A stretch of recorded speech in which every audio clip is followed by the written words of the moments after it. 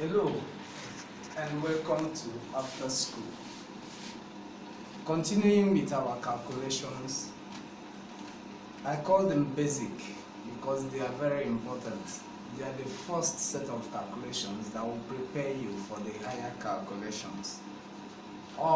It is important I mention a few important things that you need to know before I'll go ahead to explain what I have on the whiteboard here. An atom, like we have been taught, has subparticles that make them up, components. There are three fundamental particles that make up an atom. Two of them are charged, one is neutral.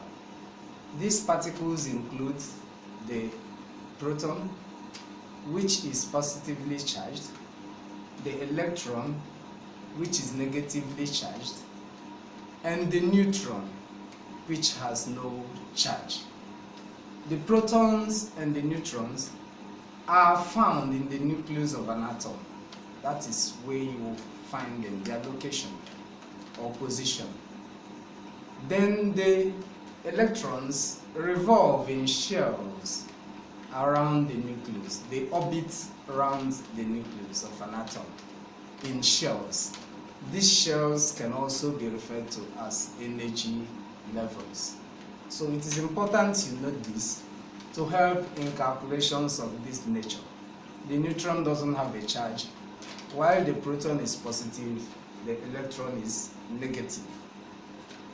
It is also important to know, like we have mentioned in previous calculations, the molar mass. This refers to the mass of 1 mole of an element or molecule or compound. When you calculate the mass of 1 mole, we refer to that as molar mass. For elements, it is their relative atomic mass expressed in grams. For molecules, it is the addition of the relative atomic masses. And for compounds, it is also the same. The addition, the sum of the individual relative atomic masses of all the elements that make up that compound. When put together, we will call it molar mass. And it is expressed in what? Grams. Alright, moving on. This is important because of the lessons we have had in the past to help you understand them. The mole itself is the amount of a substance. It is important I mention this. The mole is the amount of a substance which contains 6.02 times 10 raised to the power 23 particles of that substance. The substance could be an atom, a compound, anything at all. Once it is a substance, if the substance contains 6.02 times 10 to the power raised to the power 23, we call that the mole. And the number I have mentioned now is what we refer to as the Avogadro's constant. It is important students get to know this because, like I gave you 2 formulas, I'm also going to complete it to 3 now. When you calculate number of moles, there are formula that you use. The first one is that when number of moles is equal to mass. It might also be called reactive mass. It also can be called mass given. All over the molar mass, relative atomic mass, or relative molecular mass. Take note, number of moles equal to mass all over molar mass. The mass as the numerator, call it mass given, call it reactive mass, call it reactive mass or mass given. Then below is molar mass, relative atomic mass, that's the denominator. Molar mass, relative atomic mass, or relative molecular mass if it is a compound. I'm using all of this because number of moles can be calculated both for elements and compound. If it is an element, it is relative atomic mass. If it is a compound, it is relative molecular mass. So some others will say molar mass. It is the same. That's the first equation. Number of moles equal to mass all over molar mass. The second formula for calculating number of moles is where we say that number of moles is equal to number of particles all over the Avogadro's number. I have mentioned this number. That is 6.02 times 10 raised to the power 23. It is the second formula for calculating number of moles. Number of moles equal to number of particles all over Avogadro's number. That is 6 times 10 raised to the power 23. The third formula for calculation of number of moles, in this case, we say number of moles of solid is equal to volume all over, the volume given in cm cubed, all over 1000 multiplied by molarity or molar concentration. I will take that again. Number of moles of solid equal to volume in cm cubed all over, that is divided by 1000 times multiplied by molarity or molar concentration. Why do we have all these three? Because questions can come in any form. In some questions you can be given mass, whereby we talk about reactive mass all over molar mass. In some questions you may be given particles, whereby the Avogadro number is involved. That is 6.02 times 10 to the power 23, 10 raised to the power 23. In some others, like when we do calculations on titration, calculations involving volumes of acids and bases, that is why we are talking about number of moles of solid. In such situations, we say volume in cm cubed all over 1000 multiplied by molarity or molar concentration. So these three formulae are very important for students to note to help them in their calculations. So based on that, on all this, we are going to look at a few examples where this has been, exemplified to help you cope. The first question says an atom contains 10 protons, 10 electrons, and 12 neutrons. What is its mass number? And question B, what is its atomic number? I have said it here. The atom is made up of 3 fundamental particles, the proton, electron, and neutron. And to calculate mass number, we are looking at the number of protons and neutrons. That is to say, it has to do with the nucleus alone. So for that reason, we have 10 protons and we have 12 neutrons. 10 plus 12, that will give us 22. So the mass number of that atom is 22. Then the atomic number is 10, because the atomic number is the number of protons in the nucleus of an atom, which in a neutral atom will also be equal to the number of electrons. Like we have here, you can see 10 protons and 10 electrons. This atom is neutral, so both will be equal. And for that reason, the atomic number is what? 10. Remember, I said atomic number of protons in the nucleus, which in a neutral atom is also equal to the number of electrons. Mass number, the number of protons and neutrons in the nucleus, 10 plus 12, 22. Question 2 says the electron configuration of an atom is 2882. 2882. What is its atomic number? And B, what is its group in the periodic table? For its atomic number, we are going to add all of these because all of these are electrons. This is electron configuration, showing how the electrons are placed in the various shells that this atom contains. So we are going to add 2 to 8 to 8 again and to 2, and that will give us a total of 20. So the atomic number of that atom is 20. Remember, I said it just a while ago. The atomic number can also be taken as the number of electrons, as long as that atom is not charged.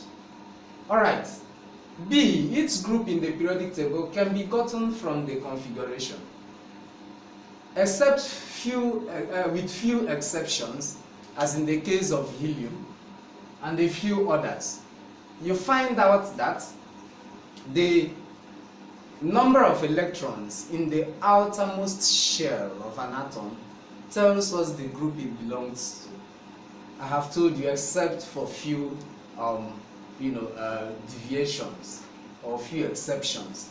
So the group to which this atom will belong to in the periodic table is group 2, because it has 2 electrons in its outermost shell. So that's that. And when you study further, like I told you in the last lesson, when you study further, you will understand that you can predict this element. Why? It is 20. Starting from the first element in the periodic table to the first 20, you will find out that this element is calcium, having 2 electrons in its outer shell and belonging to group 2. So that is it. I think that is the second element in group 2.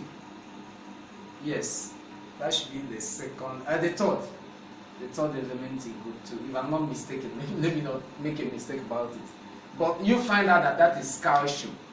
If you start from group 1 down to group 8, and you come back group 1, you have he has hydrogen, helium, lithium, beryllium. You have beryllium in group 2, you also have magnesium in group 2, and you have calcium in group 2. So that's that. Yeah, this is calcium and should be the third element in group 2. You can say how knowing all of these will help you predict, like we said in periodic law, because these things recur in a systematic manner, and that way if you're used to them, you can predict just like what I have done now, and your predictions will be correct. Question 3 says, how many atoms are present in 5 grams sample of sodium? The symbol for sodium is Na. Now this brings in the second formula I gave for number of moles, where I said it has to do with number of particles. So going by that, how do we calculate 5 grams sample of sodium? And we have been given in block bracket that 1 mole is 6.02, that's the Avogadro's number. And the relative atomic mass of sodium is 23. So we go by the first formula to get number of moles so that we can find number of particles. So there we go. Number of moles will be equal to 5.0, that is the mass given. That's what I was explaining. All over 23, which is the relative atomic mass or molar mass of sodium. Mass of 1 mole of sodium. So 5.0 over 23 will give us 0.217 mole. And if we have the mole, know the number of mole, we can now calculate the atoms present, which has to do with number of particles. So we will now use the second formula, where number of moles is equal to number of particles divided by the Avogadro's number. Applying that formula, we have known number of moles to be 0.217. Therefore, we will say 0.217 is equal to number of particles divided by the Avogadro's number, 6.02 by times 10 to the power 23. Therefore, number of particles, making this the subject of the formula, will be equal to 0.217 multiplied by the Avogadro's number. which will give us 1.3 times 10 raised to the power 23. Therefore, this is the number of atoms present in 5 grams sample of sodium. That is how such calculations are done. With this as a guide, you can do much more on calculations relating to this number of moles and number of particles. Now, this is very important because this forms the basis of chemistry and students have to learn them, because these things still recur when you go into higher calculations. You may be expected to calculate number of moles, like I told you a while ago, in titration and some other topics. So knowing these things we have looked at is very important. The fourth question says, what is the percentage composition by mass of sodium in sodium trioxocarbonate 4? Percentage composition. I think I'll treat that in the next topic. I have been saying it. We write formula and add certain numbers to them, because the formula of a compound tells us the relationship between the elements that make up that compound. Like you can see here, we have Na2CO3. This is sodium trioxocarbonate 4. We have 2 atoms of sodium. We didn't just write NaCO3. And we also have O3 for oxygen. Why do we write it this way? For water, we have H2O and all of that. Why don't we just write HO? That will be in the next lesson where we will look at topics like empirical and molecular formula. A molecular formula will tell us the number of reacting particles or combining particles or elements. Like in this compound now, the molecular formula has shown us that we have 2 of sodium, not just sodium, Na. And anywhere in the world, sodium trioxocarbonate 4 is written as Na2CO3. So even in the last video, I talked about the importance of writing correct formula, because it will affect your calculations. So for that reason, we can find out the percentage of sodium in this compound. How do we do it? That was why I took you through all of this and even the previous video. To achieve this, we have to use these relative atomic masses that have been given to us to calculate the mass of 1 mole of this compound, sodium trioxocarbonate 4. And when you do that, you will have 106. That is the 106 here. And now you are calculating the percentage composition by mass of sodium, which is just part of the compound, not the entire compound. So this is sodium, Na2. Sodium here is 23, has relative atomic mass of 23. Like I said few seconds ago, we now have 46 here, because there are 2 atoms of sodium.